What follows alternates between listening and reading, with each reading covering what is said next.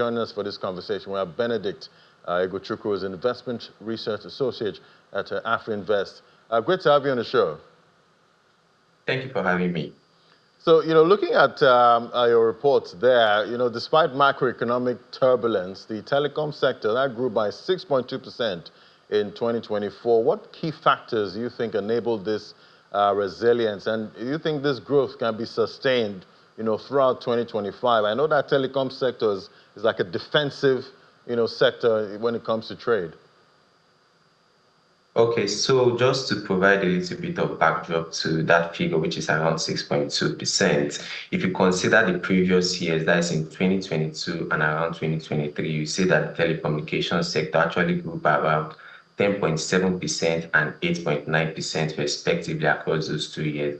So the growth we actually see in 2024 of around 6.2%, while though it did grow, it was actually lower, or shall I say moderated compared to what we saw in the previous 2 years, 2022 and 2023. And one of the major the strong push or the supporters of this growth was basically some strong demand in data growth because people kept relying on data connectivity across the country, as well as also return, should I say, because last year, sometime around October 2024, the whole NIM SIM policy came to an end. And because of that, we're able to finally see the number of subscribers available in the country to know where the country actually stands. And we found out that as at October, the number had been dropping. But since October, we saw a pickup in that number from October up until December number. So we also believe that coupled with strong demand for data services, growing numbers in number of subscribers across the country, as well as improvement in the average revenue per user towards the fourth quarter of the year 2024 actually aided in the growth we saw in the telecommunications sector. All right, so I'm going to take you back now to this latest announcement, by the NCC. It's saying that banks will have to charge the USSD directly from airtime instead of the previous, bank account charges. Do you think this is positive for customers or no change at all? So, pardon me, can you come again with the question? Yeah, I'm talking about the USSD directive there from the NCC, stating that banks will have to charge that USSD charge from airtime and not the bank account as they usually do. Is this a positive for customers or it doesn't really matter? Well, if you take a look at why that policy was implemented, previously telecommunications have really struggled to get their money from the banks because since I believe 2 or 3 years ago, the telecommunication industry have tried to see how they will get back those charges that normally comes from the bank. But unfortunately, they've been unable to do that. And I think to an extent, they were able to recover some, but not all of it. So one way of bypassing that frustration to just be to charge the account directly. So while yes, on the consumer side, it may look as though it is, should I say, more of an overburden, it's pretty much the same thing that was happening before, only that this time it's going straight to the source rather to the bank. I guess at this point, you have to make sure you have airtime to be able to make those transactions on USSD. Okay, let's look at the tariff adjustments and the impact of that.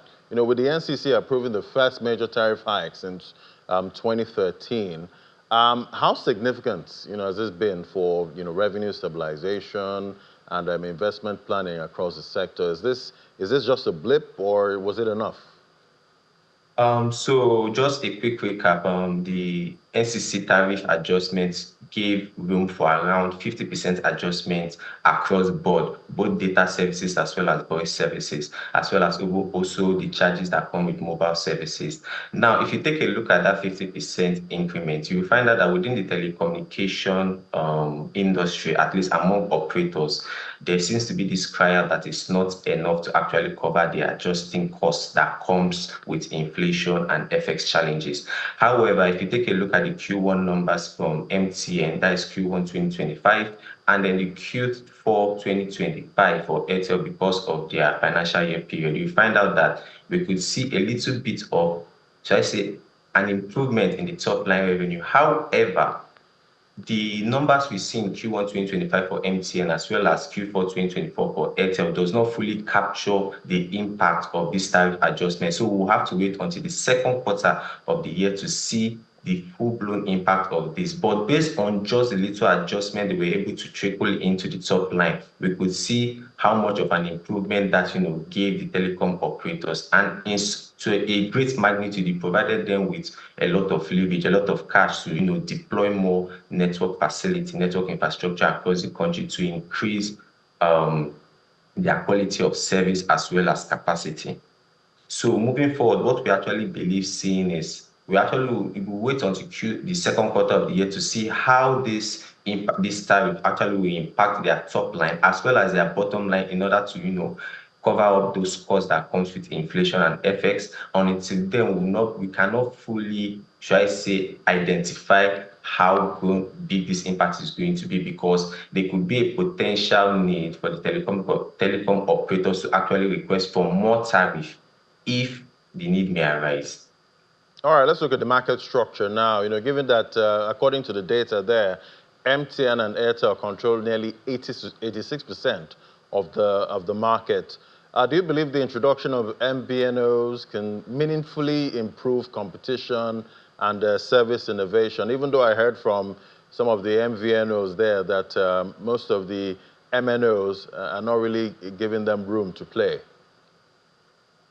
Okay, so we've known that the Nigeria telecommunication sector has always been an oligopolistic structure in nature. But what we've seen over the years is MTN and Airtel rising to the occasion and claiming most of the market share. As of today, combined, they account for over 85% of the market share. And while, yes, this may sound good, it actually presents an upside as well as a downside. Upside will be for the two major players. On this side, what we expect to see is that operators can actually benefit from economies of scale, which supports their large-scale investment in network infrastructure, their technology upgrade when it comes to 4G deployment and 5G deployment, as well as service innovation.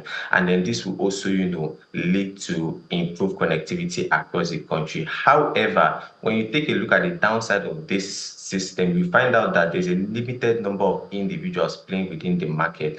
And what this means for the customers, because it's going to be on the negative side for the customers, is that these players have the power to tweak prices the way they see fit, because no other player within the market can actually compete against them. So which means in terms of pricing, these two telco giants continue to control the market, because Globalcom and Nine Mobile, they still struggle to keep up with scale and investment capacity within the market. And then just to couple up with that, because of how highly capital intensive the industry is, it prevents other players from actually coming into to play.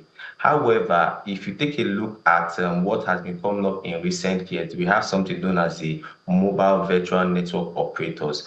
Basically, what these people do is they don't build their own infrastructure. Rather, what they do is they leverage on existing telecommunication operators and deploy their own services to the consumer base.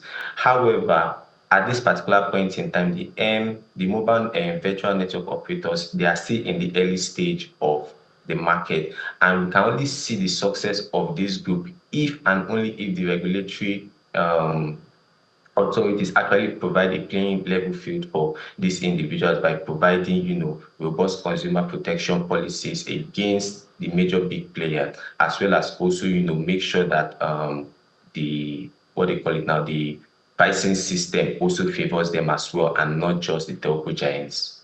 All right, definitely. We'll keep watching that segment, to see how the MVNOs are able to enter this market and, put out their services there. But thank you. It was great having your perspective. Thanks for this report. Benedict Eguchukwu's Investment Research Associate with AfriInvest. Thanks for coming on today. Thank you for having me.